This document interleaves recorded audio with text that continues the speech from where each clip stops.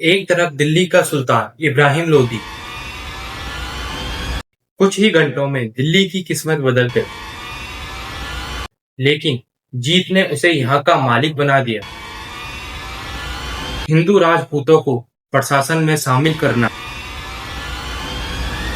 एक ऐसा साम्राज्य जिसने इस धरती पर 300 साल अपनी मोहर लगाई। उसकी ताकत इतनी कि यूरोप के महलों में उसकी चर्चा होने लगी। फारस के बाजारों में उसकी दौलत के किस्से सुनाए जाए। लेकिन एक दिन ऐसा भी आया जब उस साम्राज्य के महल सुनसान हो गए और उसके राजा अपने ही देश में बेगाने। यह है मुगल साम्राज्य के उत्थान और पतन की कहानी। नमस्कार दोस्तों, 21 अप्रैल 1526 पानीपत का मैदान। एक तरफ दिल्ली का सुल्तान इब्राहिम लोदी, अफगान वंश का शासन जिसके पास 1 लाख से ज्यादा सैनिक हैं। दूसरी तरफ दूर समरकंद से आया तुर्क मंगोल योद्धा जहीरुद्दीन मोहम्मद बाबर, सिर्फ 12,000 सैनिक, लेकिन साथ में एक गेम चेंजर तोपखाना और एक नई प्लानिंग। तोपों की पहली गड़गड़ाहट के साथ मैदान धुएं से भर गया। लोदी की सेना को इस तरह से हथियार की आवश्यकता नहीं थी। कुछ ही घंटों में दिल्ली की किस्मत बदल गई। बाबर जीत गया और भारत में मुगल साम्राज्य का जन्म हुआ। बाबर का मकसद यहाँ बसना नहीं था, उसके लिए हिंदुस्तान एक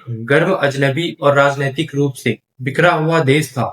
लेकिन जीत ने उसे यहाँ का मालिक बना दिया और मैमूर बारनामा में उसने इस धरती की खूबसूरती और उपजाऊ जमीन और लोगों की आदतों का जिक्र किया, लेकिन साथ ही राजनीति की खामियों पर भी लिखा। 1530 में सिर्फ 4 साल बाद बाबर की मौत हो जाती है, लेकिन उसने एक नींव रख दी जिस पर आने वाले बादशाह अपनी इमारत खड़ी करेंगे। बाबर का बेटा हुमायूं, ना पिता जितना सख्त, ना उतना स्ट्रेटेजिक। उसके शासन में एक नया सितारा जन्मा, शेर शाह सूरी। 1540 में हुमायूं पराजित हुआ और भारत छोड़कर फारस भाग गया, लेकिन किस्मत ने उसे दूसरा मौका दिया।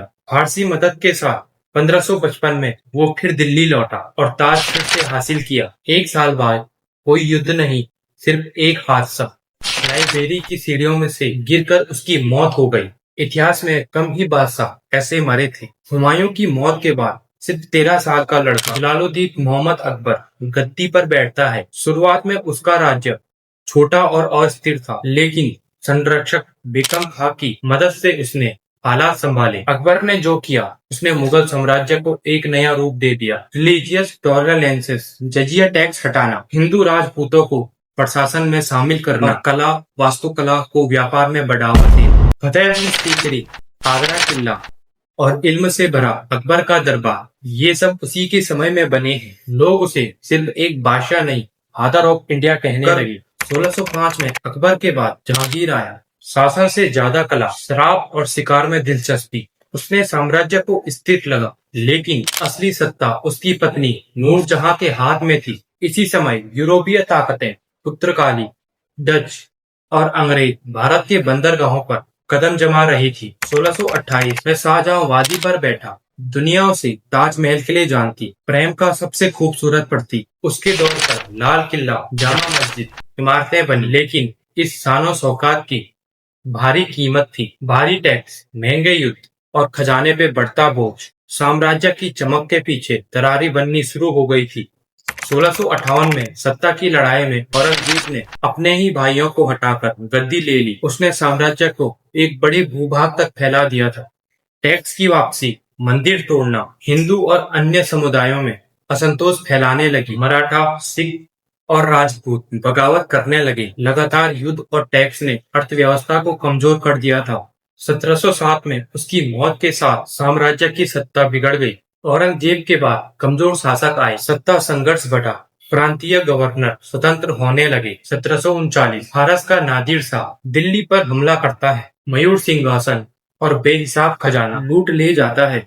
मुगलों की प्रतिष्ठा खत्म हो जाती है। 18वीं सदी में अंग्रेज ईस्ट इंडिया कंपनी धीरे धीरे राजनीति में घुसपैठ करती है। 1757 की प्लासी और 1764 की बक्सर की लड़ाई के बाद बंगाल, बिहार और ओडिशा अंग्रेजों के हाथ में चला गया। मुगल अब सिर्फ नाम के बादशाह रह जाते थे। 1857 से पहले स्वतंत्रता संग्राम के बाद आखिरी बादशाह बहादुर शाह जफर को अंग्रेज रंगून निर्वासित कर देते हैं और 1862 में उनकी मौत होती है और 300 साल का साम्राज्य यहीं खत्म हो जाता है। बहुत बहुत धन्यवाद।